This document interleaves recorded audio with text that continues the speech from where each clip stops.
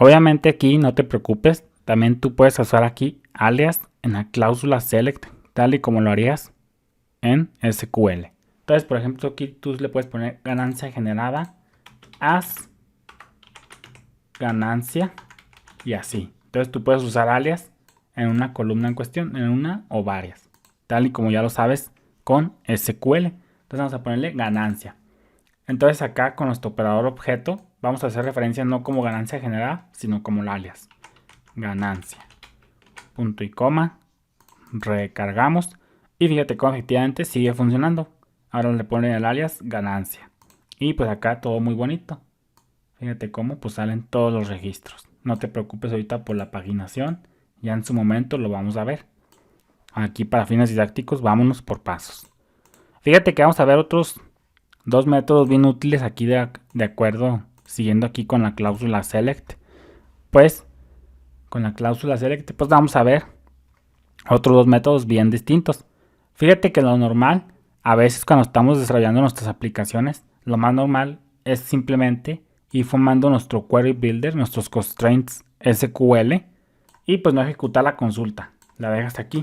Simplemente tú aquí te traes, esto lo pones como query, y pues vas formando la consulta entre cada paso de tu lógica de negocio. Tú vas agregando constraints de acuerdo a una serie de pasos en tus aplicaciones, y pues en realidad vas agregando constraints, pero en realidad nunca ejecutas la consulta. Entonces tú vas guardando el query builder,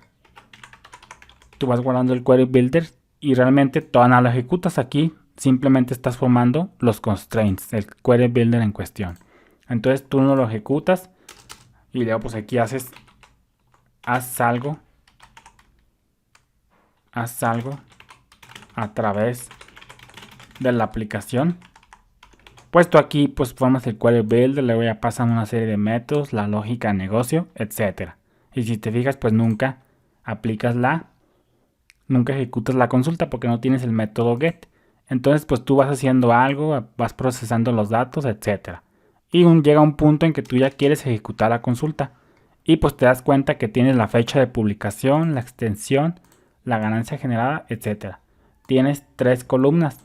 Entonces ya cuando avances en tu aplicación, cuando llegues en un punto de tu aplicación, pues se te ocurre o una necesidad más bien, de agregar otra columna al query builder. Fíjate que tú solamente tienes 3, pero cuando se ejecuta una serie de condiciones en tu aplicación o de acuerdo a la lógica de negocio, pues te surge la necesidad de agregar una columna a la cláusula select.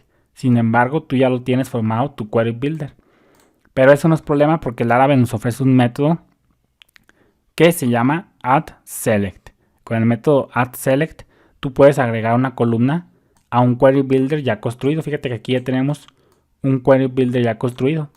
Entonces tú lo que harías es, vamos a ponerle data es igual a query builder, porque aquí tenemos el query builder en cuestión. Fíjate, no te voy a mentir. Vamos a hacer un var dump. Y tú no ejecutaste la consulta porque no tienes el método get. Tienes simplemente el query builder. Fíjate cómo efectivamente tenemos el query builder en cuestión. Entonces tú aquí te llega a ti el query builder y ya dices, sabes que ya está construido, pero yo necesito una columna. Pues yo uso el método que te digo, addSelect. El método addSelect nos va a permitir añadir una nueva columna a la cláusula select. Tú aquí, por ejemplo, querrías, por ejemplo, que te trajera las dimensiones, por ejemplo. Entonces tú aquí lo que harías es que le añadirías la columna dimensiones. Y una vez que ya le agregas la columna, pues ahora sí ya quieres ejecutar la consulta. Para eso usamos el método get. Y fíjate ya cómo nos queda la data. Punto y coma, recargamos.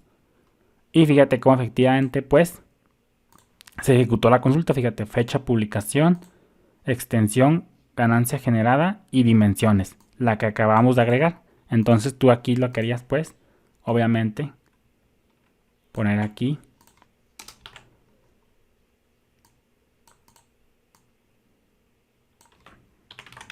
dimensiones.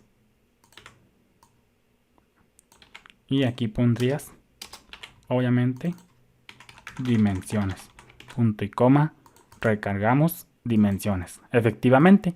Entonces tú con el método addSelect puedes agregarle una nueva columna a la cláusula select de un query builder que no se ha ejecutado contra la base de datos. Entonces fíjate cómo aquí, ahora sí que nos traemos el query builder, no estamos ejecutando la consulta porque no tenemos el método get. Nos llega el query builder, agregamos una nueva columna a la cláusula select y ahora sí ya ejecutamos la consulta. Acuérdate con el método get, como dice aquí, se ejecuta la consulta finalmente una vez que aplicas los constraints. Entonces con la cláusula addSelect pues agregas una nueva columna. Esto funciona porque con esto no sobrescribes lo que tú ya tienes en la cláusula select. Fíjate que si tú usaras select, punto y coma, recargamos, pues fíjate cómo efectivamente, si tú usas select, prácticamente lo que estás haciendo es sobrescribiendo lo que ya tienes. ¿Y cómo lo estás sobrescribiendo? Pues con lo nuevo que tú le pusiste aquí en dimensiones. Es por eso que aquí nos sale un error. Fíjate que dice que fecha de publicación no existe. ¿Por qué? Porque prácticamente tú estás sobrescribiendo la cláusula select. Entonces el método addSelect para eso se vino a solucionar ese problema, para simplemente agregar y no sobreescribir lo que ya tiene nuestro query builder. Entonces tienes que estar bien atento tú cuando agregues una nueva columna a la cláusula select, porque si se te olvida, pues ya vimos cómo fácilmente puedes sobreescribir lo que ya tiene el query builder. Entonces eso te sea todo por este video. Te habló Daniel desde el estado de Zacatecas, acá en México. Bendiciones.